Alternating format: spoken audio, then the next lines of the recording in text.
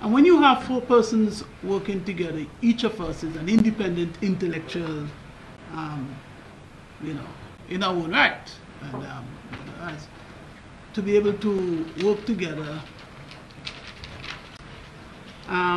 didn't mean having to develop, you know, a kind of rhythm, a set of understandings, you know, by which we, you know, are able to transform ourselves from, you know, single individuals into a working collective, and we have managed to do that very, very well.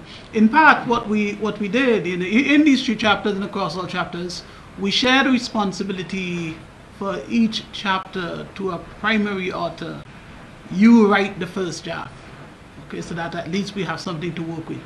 But then where the real work began is that we would all sit and read each and every single line of every single chapter together, making changes as we so determined.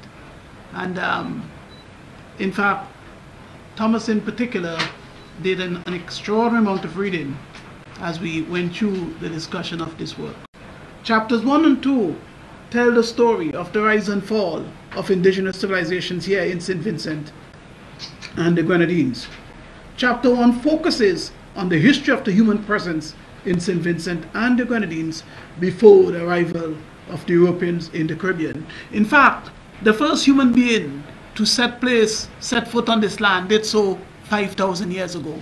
And it seems to me that that Vincentians need to have a certain kind of astonishment that we live on a land where human beings have been walking for 5,000 years. And that kind of recognition, that kind of cognition is not always with us.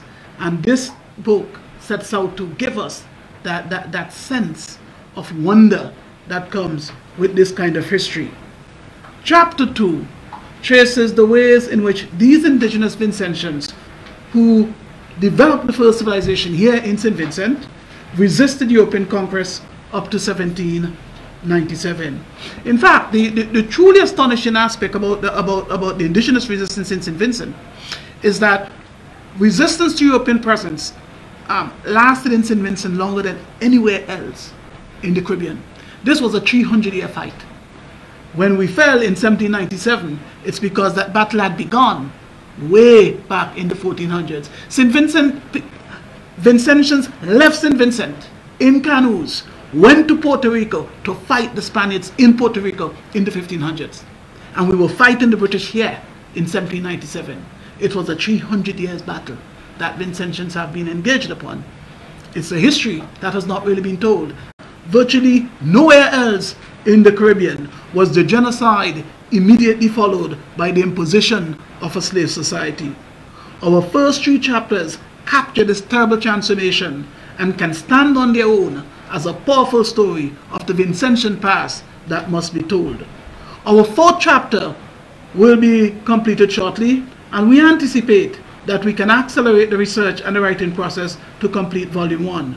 But we do wish to note that the first 3 chapters and the 4th, which we'll give to you within 3 weeks or so, detail a story of the Vincentian historical experience that can be found no place else.